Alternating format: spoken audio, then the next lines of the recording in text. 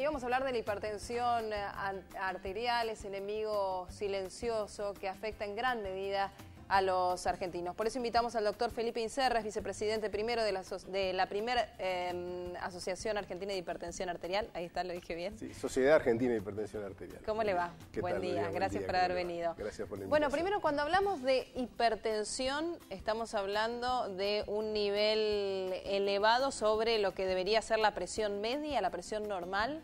Exactamente, hipertensión es aumento de la presión arterial normal que los individuos tenemos habitualmente, ¿no es cierto?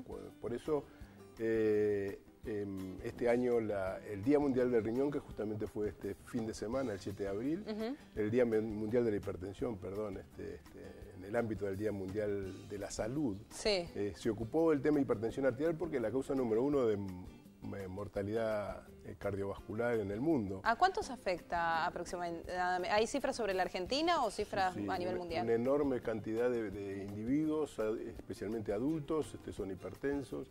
En la Argentina más de la tercera parte de la gente tiene presión arterial alta, y si tomamos la franja de individuos que tienen más de 30 o 35 años, prácticamente 40% de los adultos tienen presión arterial por encima de lo normal, con lo cual vemos que es una alteración altamente prevalente, y esto es realmente preocupante porque además estas cifras van aumentando cada vez que se hace una nueva encuesta, un nuevo... ¿Cuál es la media de lo que debe ser? Digo, porque no todo el mundo tiene la misma presión arterial. Por supuesto. Y no por eso es anormal. Por supuesto. Pero siempre que la presión arterial esté por arriba de 140 de presión arterial sistólica, o de 14 para que 14, la gente... sí. Lo habitual que la gente conoce, o de 9 de la presión arterial diastólica o mínima, esto significa ya hipertensión arterial. ¿Qué pasa cuando se achican las diferencias entre esa máxima y esa mínima? Mientras estén dentro de rangos normales no pasa demasiado. El problema no es cuando se achique, sino cuando se agranda, lo que se llama presión arterial sistólica aislada, ¿sí? Y esto sí también provoca lo que se llama también presión de pulso, que es la diferencia entre la sistólica y la diastólica. Cuando eso aumenta más allá de 50 o 55 milímetros de mercurio de diferencia, eso también es dañino, independientemente de la cifra de presión arterial. Cuando uno habla la presión, imagina que es el latido del corazón, el ritmo del latido del corazón, la fuerza que tienen las arterias. ¿Cómo? No, es la presión que ejerce la sangre sobre las paredes de los vasos, ¿no es cierto? Los vasos son esas tuberías con musculatura que se contraen y se dilatan, y es la presión que ejerce la sangre sobre la pared de los vasos. ¿Es más grave la presión alta o la presión baja? No, las dos son graves, pero en general la que provoca más daño es la presión arterial alta, por lo menos en la cantidad de individuos que la sufren, ¿no es cierto? Por supuesto que tener presiones bajas, si uno es joven es bueno, pero si uno ya tiene alguna normalidad cardiovascular, también la hipotensión puede tener alteraciones. Por eso cuando uno trata a un paciente hipertenso es muy importante que el paciente esté en un rango adecuado, e inclusive, especialmente para aquellos pacientes añosos o que tienen muchos años de hipertensión, se trata de no descender demasiado la presión arterial, porque si no esto también podría provocar daño. Claro. A ver, ¿qué son las cosas que uno tiene que tener en cuenta al momento de pensar en su presión, más allá de controlarse probablemente, porque por algo se la llama el enemigo silencioso, ¿no? No avisa y de repente patatús. Bueno, eso es lo más importante que uno debe tener en cuenta. Uno debe tener en cuenta que aunque uno se sienta bien, si uno no se controla la presión arterial, no sabe si tiene alta o baja o normal. ¿Hay alguna sintomatología? En general la hipertensión es muy poco sintomática, puede tener dolor de cabeza, puede tener algún mareo, pero en general la gente no tiene síntomas, por eso la sugerencia, y eso es lo que hace hincapié la Organización Mundial de la Salud en este 7 de abril, es que uno debe medirse la presión arterial en aparente estado de salud. Y si es adulto, por lo menos una vez al año debe hacer un control de presión arterial, aunque no sienta nada, porque esta es la manera de encontrar ese 40% de individuos que tienen presión arterial alta. ¿Y cómo se hace ese control de presión arterial? Así con lo que nos trajo usted, uno tiene que ir a algún lado como para... Exactamente, esto es un tensiómetro. ¿Se puede tener en casa, por ejemplo? Bueno, hoy si uno está entrenado, especialmente equipos automáticos validados, se pueden hacer el control domiciliario. Pero si no, en la consulta del médico, en la farmacia, ¿Con una vez al año alcanza con tomarse Si la presión arterial es normal, sí, está en rango normal, con una vez al año alcanza. Bien. Ahora, si la presión arterial es alta, obviamente ya eso dependerá de un tratamiento que tenga que hacer en la consulta médica.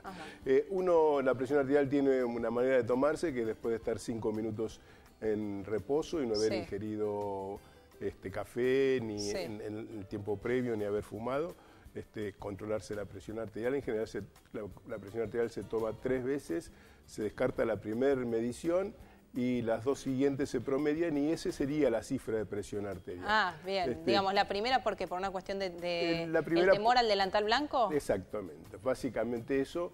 ¿Eso puede hacer disparar la presión? El hecho de que sé que me va a tomar ahora la presión, entonces me pongo más nervioso. En general sí, y la primera medición por ahí el registro no es el adecuado desde el punto de vista técnico. Bueno, y a ver, ¿qué hay que tener en cuenta al momento de Primero, no como yo, sino tiene que tener el brazo extendido, con el brazo a la altura del corazón, o sea, el antebrazo a la altura del corazón, ¿sí?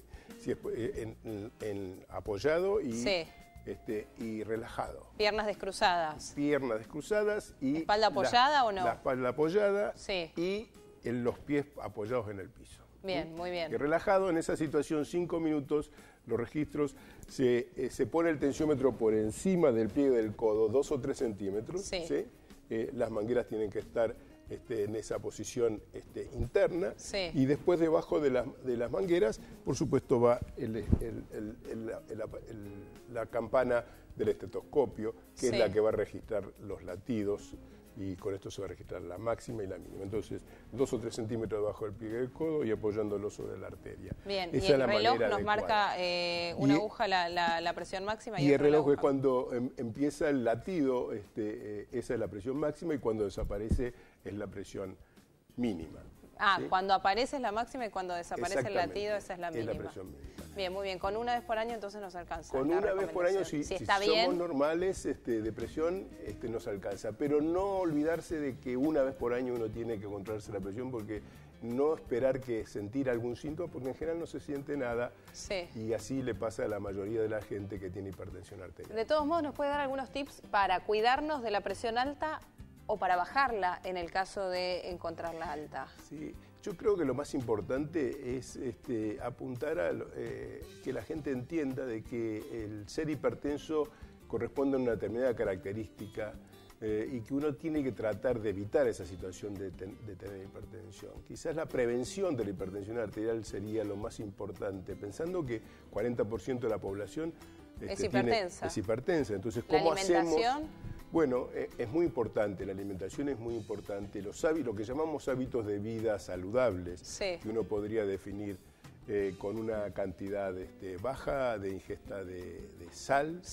Nosotros en la Argentina comemos el doble de contenido de sodio que el que recomienda la Organización Mundial de la Salud. Esto es una cifra enorme, tremenda. Y digamos que este programa de no llevar la sal a la mesa que hay en la provincia de Buenos Aires ¿favorece un menor consumo de sal o no? Sí, no solamente la provincia de Buenos Aires, hay otros municipios que también lo están haciendo lo mismo. Hay un proyecto de ley nacional también para que se pueda hacer en todo el país, y hay toda una actividad básicamente liderada por el Ministerio de Salud de la Nación para tratar de reducir el contenido de sodio de los alimentos. Porque el problema de la sal no es la que nosotros le agregamos a la comida, que eso es solamente la cuarta parte de la sal que nosotros consumimos. Pero el problema de la sal es la que ya viene contenida en los alimentos. Claro, ya el alimento tiene y encima le agregó. 3/4 partes del sodio que nosotros comemos ya está en los alimentos elaborados. Claro. Entonces se está haciendo una campaña importante para tratar de reducir este contenido de sodio de los alimentos. Le pregunto para ir cerrando, la sal, cuando se habla de sal dietética, existe la sal dietética, la sal marina, la sal orgánica, ¿tienen menos sodio alguna que otra? ¿Qué es lo que hay que mirar cuando uno va a comprar una sal? Algunas tienen menos sodio. Cuando dice sodio hay que mirar que sí, exactamente. En general, las sales con bajo contenido de sodio, que es donde se reemplaza el sodio por el potasio. En general son sales de potasio, por ejemplo. hay varias que tienen mucho menos contenido de sodio. ¿No hace mal levantar el potasio? No, al contrario, la ingesta de potasio es favorable. ¿Los chicos también pueden consumirla? Sí, los chicos pueden consumirla, pero lo más recomendable es que uno se acostumbre a comer sin nada. Sin nada. O con poquito, no me digas sin nada, porque eso suena un poco en realidad aburrido. Es con poquito, porque 5 gramos es bastante, es lo que recomienda la Organización Mundial de la Salud. Lo que pasa es que nosotros comemos 12 gramos por día. Entonces, el hecho de poder habituarse a comer con bajo contenido de sodio y no utilizar esos alimentos que ya tienen alto contenido de sodio, va a lograr... importante. Lo último, ¿la actividad física ayuda?